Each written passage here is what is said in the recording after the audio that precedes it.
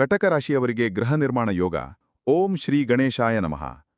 ಸಜ್ಜನ ಬಂಧುಗಳೇ, ನಮ್ಮ ಈ ವಿಶೇಷ ಕಾರ್ಯಕ್ರಮಕ್ಕೆ ನಿಮಗೆಲ್ಲರಿಗೂ ಆದರದ ಸ್ವಾಗತ.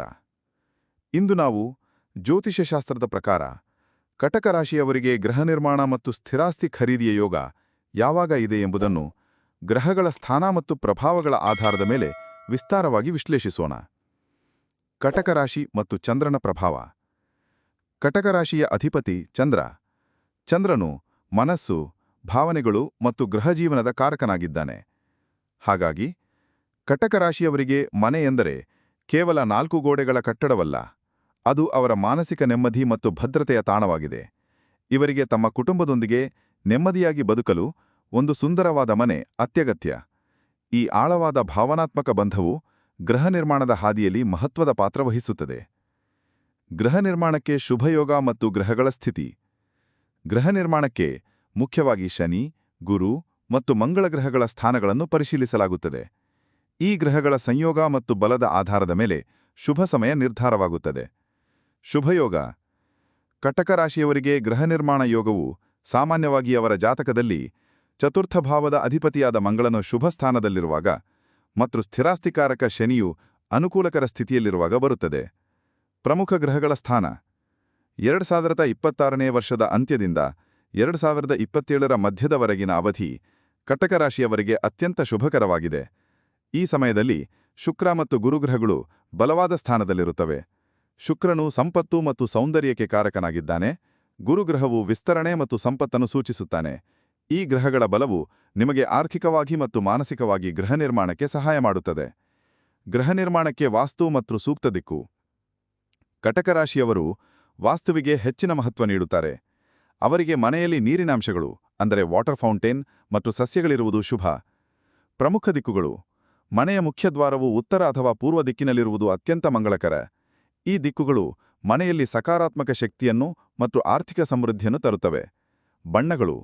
ಚಂದ್ರನಿಗೆ ಇಷ್ಟವಾದ ಬಿಳಿ, ಹಸಿರು ಮತ್ತು ತಿಳಿ ನೀಲಿ ಬಣ್ಣಗಳನ್ನು ಮನೆಯಲ್ಲಿ ಬಳಸುವುದರಿಂದ ಶಾಂತಿ ಮತ್ತು ನೆಮ್ಮದಿ ನೆಲೆಸುತ್ತದೆ.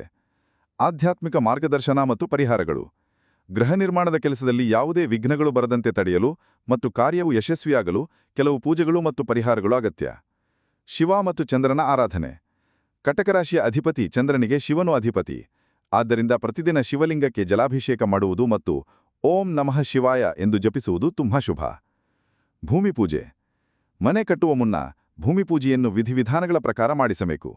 ಇದು ಭೂಮಿಯ ಶಕ್ತಿಯನ್ನು ಶುದ್ಧೀಕರಿಸಿ ನಿರ್ಮಾಣ ಕಾರ್ಯಕ್ಕೆ ಒಳಿತನ್ನು ತರುತ್ತದೆ. ಮಹಾಲಕ್ಷ್ಮಿ ಪೂಜೆ.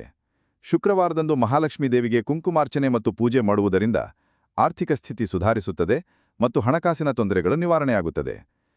ಈ ಎಲ್ಲ ಅಂಶಗಳನ್ನು ಸರಿಯಾಗಿ ಪಾಲಿಸಿದರೆ ಕಟಕ ರಾಶಿಯವರು ತಮ್ಮ ಕನಸಿನ ಮನೆಯನ್ನು ಯಶಸ್ವಿಯಾಗಿ ನಿರ್ಮಿಸಲು ಸಾಧ್ಯವಾಗುತ್ತದೆ. ಈ ವಿಶ್ಲೇಷಣೆ ನಿಮಗೆ ಸಹಾಯಕವಾಗಿದೆ ಎಂದು ನಂಬುತ್ತೇವೆ. ನಮ್ಮೊಂದಿಗೆ ಇರಿ. ಮತ್ತಷ್ಟು ಮಾಹಿತಿಗಾಗಿ ನಮ್ಮ ಚಾನೆಲ್ ವೀಕ್ಷಿಸಿ. ಎಲ್ಲರಿಗೂ ಧನ್ಯವಾದಗಳು. ನಿಮ್ಮ ಜಾತಕ ಗೊತ್ತಿಲ್ಲದೆ ಜೀವನದ ಚಿಂತೆ ಮಾಡ್ತಾ ಇದ್ದೀರಾ? ಅನೇಕ ಜ್ಯೋತಿಷರಲ್ಲಿ ಕೇಳಿ ಹಣ ನೆಮ್ಮದಿ ಕಳೆದುಕೊಂಡಿದ್ದೀರಾ? ಚಿಂತೆ ಬಿಡಿ, ನಿಮ್ಮ ಮುಂದಿನ ಜೀವನದ ಬಗ್ಗೆ ನೀವೇ ತಿಳಿದುಕೊಳ್ಳುವ ಸುವರ್ಣಾವಕಾಶ.